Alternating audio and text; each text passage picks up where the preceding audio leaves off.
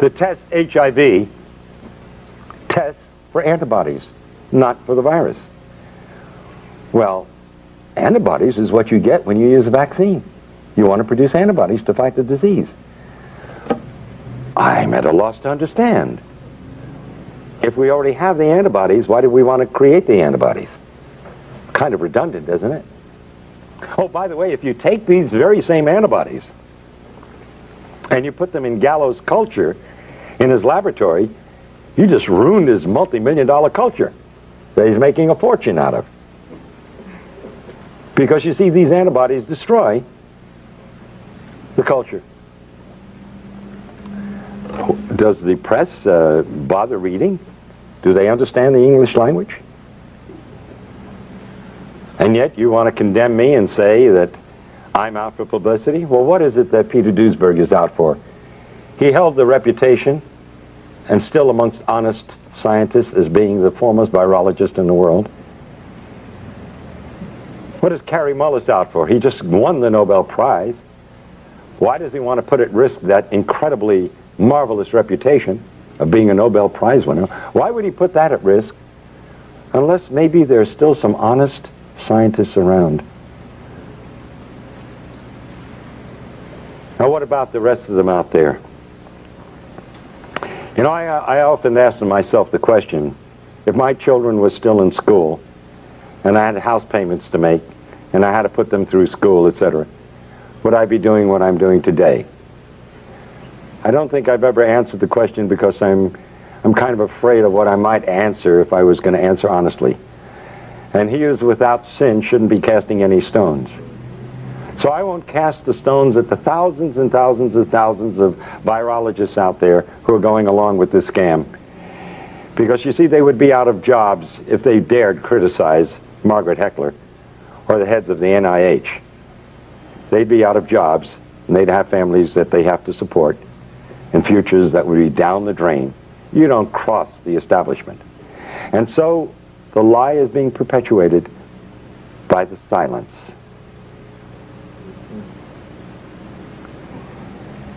And even Gallo would say to the press in answer to the question, what does he have to say about Duesberg's challenges?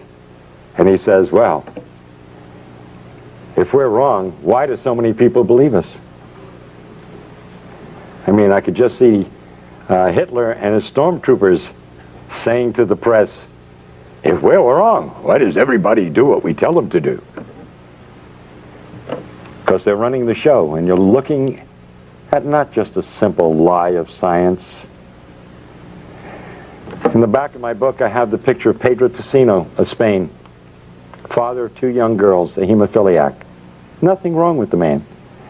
But because he received so-called tainted blood, they had him on AZT. I stuck myself to get that man off AZT. I said, if I stick myself with your blood, will it convince you there's nothing to worry about? And Pedro Tocino, now over a year later, is very healthy, having a wonderful life, enjoying his 2 young daughters. But all of his friends are dying or are dead. This is real. And I don't blame those scientists out there keeping their mouths shut because their jobs depend on it. And I understand that exists in the press too. But you've got organizations. And in a way, so do the virologists have organizations. And if enough of the honest ones would stand up and take that chance, if you all stand together, you make a statement. And you can do that in your press associations, even though the people who own the newspapers and the television shows are afraid of losing their sponsors. You can at least keep your dignity. That's the choice you have to make. And that's the choice that I have had to make. I figured that if I didn't do what I knew was right, I'd end up cutting my throat shaving in the morning, because I wouldn't be able to live with myself. And that's the honest, simple truth. I am sticking my finger to bring attention to the current Holocaust, and it's a dreadful one. When you terminate the DNA of a human being, they waste away and die in an inhuman fashion. We all have the right to die with dignity. But if we told them the truth, a lot of them wouldn't die at all. They'd simply get off the poppers and off the drugs. And there's no dishonor in being gay and admitting that you've been on drugs. The decent human beings in this world will give you the support and help you, like we help drug addicts of all followings, so to speak. Those that would turn against you have turned against you anyway, because of what you feel and what you are. And there are even some religious groups who have turned against the gays and said it was God's vengeance. How can you believe in a loving God and believe that that God would cause such a terrible disease amongst humans? No, this is a man-caused disease. But we all make mistakes in life. And that shouldn't stop the compassion and the love and the understanding of decent human beings. And so I do the act of sticking my finger and create another blood brother in my life, as the ancient Indians have done. And I will get another one today. Because I'm not afraid of getting AIDS. I know as a scientist that there is nothing to fear. I know what causes AIDS. I am not going to lie to others nor myself about it. I don't like sticking myself with a needle because it hurts. And if you've ever seen my expression on pictures, you know that to be true. So, Kim Freitas. Kim, are you here? Yeah. We're going to become blood brothers. Yeah. And please, to the press and to everyone else, I don't intend to stick myself 300 times because it wouldn't prove anything anyway. Oh, and might I say that a Dr. Gottlieb, who achieved fame for being the doctor that noted the first 4 or 5 cases of AIDS, who said to me on a radio broadcast the other night, he would believe me if I took a liter of blood. That's a transfusion of blood. And I said, you know, you must be mad. What is that going to prove? If you need a liter of blood to get AIDS, then nobody's going to get AIDS. That's right. In any case, well, I got to do myself first, and then I have to do you. Here, but let me do your finger, okay? I mean, I got to do you first, right? All right. Excuse me. Then I got to do me. Excuse me, I have that backwards. All right. Wait a minute. I got to find. This is a heck of a time to lose my needle. There we go. Okay. Ladies and gentlemen, this is a typical butterfly needle set.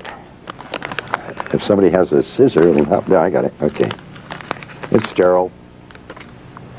And usually we use it to take blood by sticking this in, and then we can inject things also. So, let's do that. We got this. Yeah. Okay. Now I'm going to... let me put my glasses on, okay? Good. I think you'd rather I do that. I got to tell you a cute little story. Shortly after my son was born many years ago, he's now 40, he got some kind of an infection or whatnot, and I spoke to the pediatrician at the hospital. I was an intern at the time, and he said, go home and give him a shot of penicillin. So I took the syringe and everything home, and my wife held Bruce over her shoulder, and I grabbed his little bottom cheek, and I go like this, and I stuck it right into my thumb, so. Careful. You can tell I don't like doing this, never have. Okay. Now we want to get a lot of blood. There we go. Okay? There we go. Now I'm wiping this needle thoroughly in this blood. And I say to my friends Fauci and Gottlieb and Galpin and Gallo and all the rest of those criminals, all right, that this is for the sake of humanity and no other reason. Oh, whoa, whoa. Right. And believe me, it hurts. You could move it more.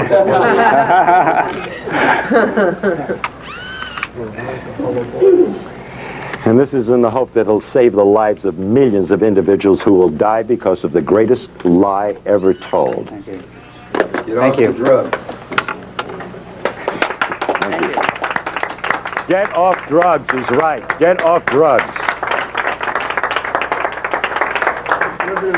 Now, I will be happy to take questions from the press or from anyone for that matter to clarify in your minds if there's any doubt whatsoever.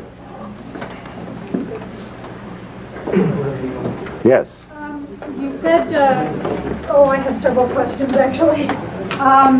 You said that you were tested in New York by a leading physician there. Can you say where that was and by whom? Yes, it was in the Greenwich Village area. In fact, Karen, I think you have the issue of the native. That ad should be in the back of the native. If you'll get it, we'll give you the name and the address of the clinic, because it's widely advertised. And that's where I went, where everybody else is going.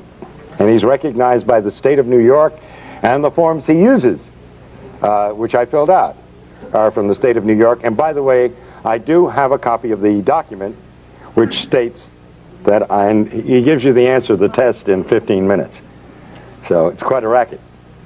And by the way, it's very interesting because that you asked the question, because you see, I was in a quandary as to what possible purpose could this serve. If you have a test that's 99.997% inaccurate, what are you proving?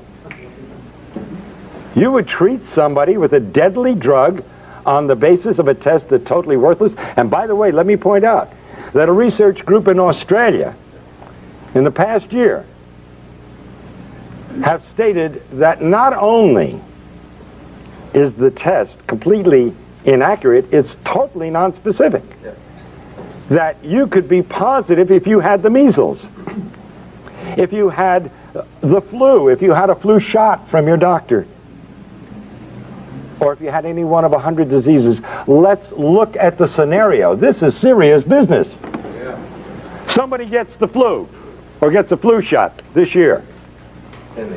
But so what you're finally suggesting is that the man that this prominent physician in Greenwich Village, he in fact said, don't tell anybody about this because I'm making money off of these tests. Are you finally saying to people, don't get tested? I am saying absolutely do not get tested. Would you advise anybody to take a test that's 99.997% wrong?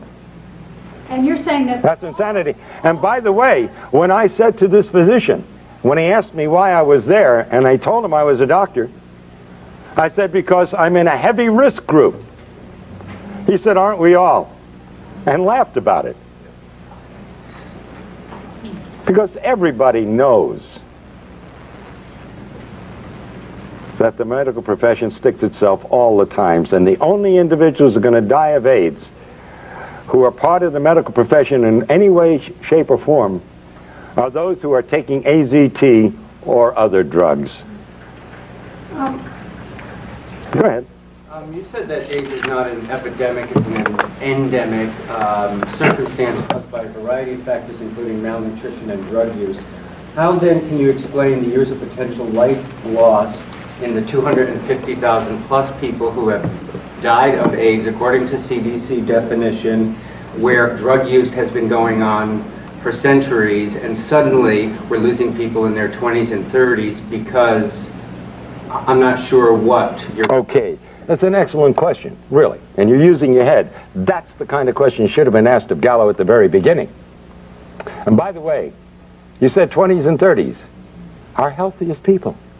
Isn't it strange? You got a disease, the first disease in the history of mankind, that affects our healthiest? But what happened in the 60s? The drug culture began. What happened in the 70s? It heated up. At the end of the 70s, the gays came out of the closet and became an identifiable group. Now, I'll ask you, in a sense a redundant question, but I think it'll get the point across. I'm going to name 5 of 30 diseases. Tuberculosis, a new disease. Lymphoma, oh, that's a new disease too. Leukemia. Oh, yes, that's